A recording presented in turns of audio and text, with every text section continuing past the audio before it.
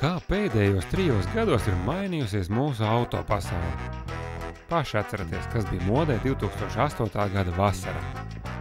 BMW X6 un tam līdzīgi priekšmeti. Katrs celtnieks flīzes veda ar X5, un visi pārējie negribēja atpalikt.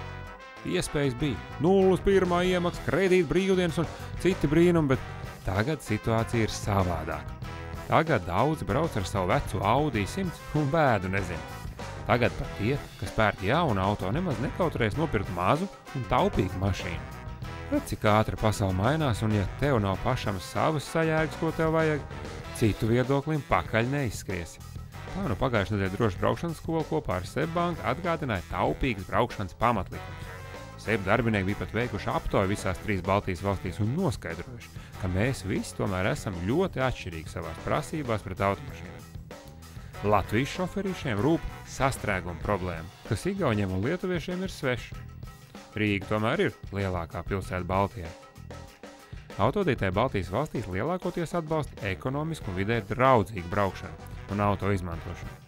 Svarīgākie šie aspekti ir lietuviešiem – 75% saka jā, kamēr Latvijā un Igaunijā par auto ietekmes apkārtējo vidi satraucas vien 52 un 62% autovadītāji. Tomēr reālā situācija apliecina pretējo. Tikai retais autovadītājs zina, cik daudz CO2 izmešu rada viņa automobīls. Vislabāk informēti ir lietuvieši. Katrs 5. autovadītājs Lietuvā var pateikt precīzi viņa auto radīto CO2 izmešu daudzumu, kamēr Igaunijā to var pateikt tikai 13% un Latvijā vien 8% vadītāji. Ja jau tagad taupība modē, tad tā ir jāveicina.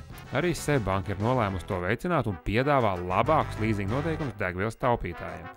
Bet mācīt citus un pašam tā nerīkoties nav labais piemērs. Tāpēc arī paši SEB darbinieki arī turpmāk brauks ar citām mašīnām. Klaut, automoda šausmīgi ātri mainās. Pāris gados apmet uz skolēm. Tikko vajadzēja X5, X6, tagad pēkšņi taupīgas mašīnas. Es domāju, ka sabiedrība pieaug, nobriest un drusku mainās arī cilvēkiem vērtības. Domāju, ka vajag drusku ilgākā termiņā padomāt. Un kā banka nonāca līdz šādam priekšlikumam? Man, protams, gribētos tā ar teikt, ka mēs esam ļoti, ļoti apzinīgi un tādi labi sabiedrības locekļi, kas neapšaubām tā arī ir, bet neapšaubām arī, ka mēs strādājam starptautiskā grupā. Ja? Mums galvenais ofis ir Stokholmā, un skaidrs, ka Ziemeļvalsts ir tās, kuras iet Eiropā un pasaulē pa priekšu šajā ilga termiņa domāšanā un palīdz mums arī ilgākā termiņā domāt. Bet pašai bankai arī tad autoparks tiks mainīts sakarā ar jauno vilni? Jā, mēs apstiprinājām savu zaļo automašīnu politiku, ja, un mēs arī mainām savu autoparku pakāpeniski. Līdz 2012. gada beigām mums arī autoparkā būs tikai zaļās automašīnas. Pirmās 10 mēs jau esam apmainījuši.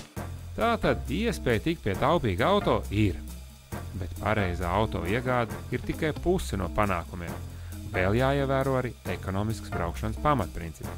Tos mums pastāstīs DBS galvenais instruktors Andris Pļavinieks. Mēs ar viņu izvizinājāmies vienā mašīnā un šo to noskaidrojam. Varbūt jāsāk katram cilvēkam pašam ar sevi, ka ir jānoskaņo sevi. Es esmu gatavs apgūt un pielietot tās ekonomiskas braukšanas principus. Tas nav tā pats par sevi nenotiek. Vajag cilvēkam piedomāt un realizēt tās lietas, ko viņš ir uzzinājis, iemācījies. Protams, mēs dažus varam pateikt priekšā un viens ir gaužām vienkārši. Lai ietaupītu degvielu, nav obligāti jānopērk mašīna ar 2 reiz mazāku motoru vai tam pašam lielajam motoram jāpieliek klāt gāzes iekārta.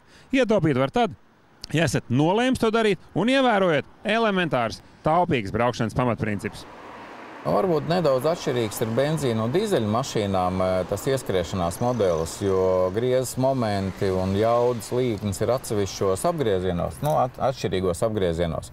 Katrā ziņā nav lietderīgi ieskrieties lēni, vajag to darīt nevis agresīvi, bet pietiekoši aktīvi, tātad izmantot pirmo ātrumu, lai dabūtu apgriezienus līdz apmēram 2500, tām mašīnām, kurām ir turbīna, pirmsturbīnas režīmā, pārslēgt uz nākošo pārnesumu.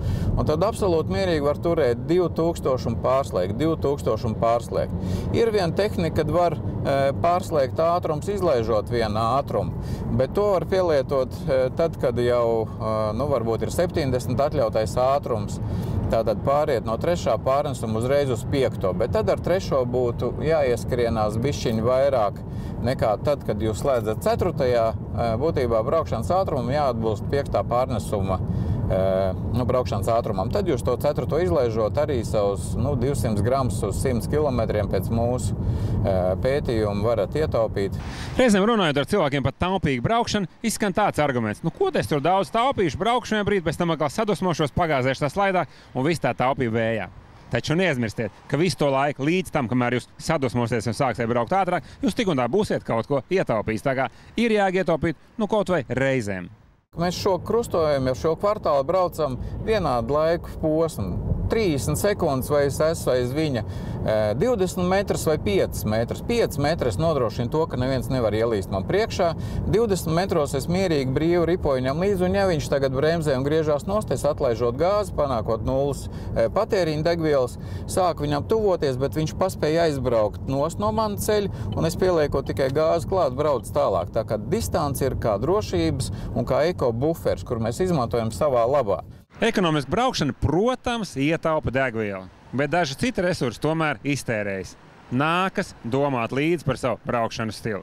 Ieraugot, piemēram, ka luksusforu iedegās sarkanā gaisma, ripinieties, nevis strauji ierauciet līdz luksusforam un tad bremzējiet. Tā kā, ja brauksiet ekonomiski, kādu brīdi būs diezgan cītīgi jāpiedomā. Lai tas ieietos, tā vienkārši jau un nebūtu tam līdzi jādomā, tas būtu jau zemapziņā.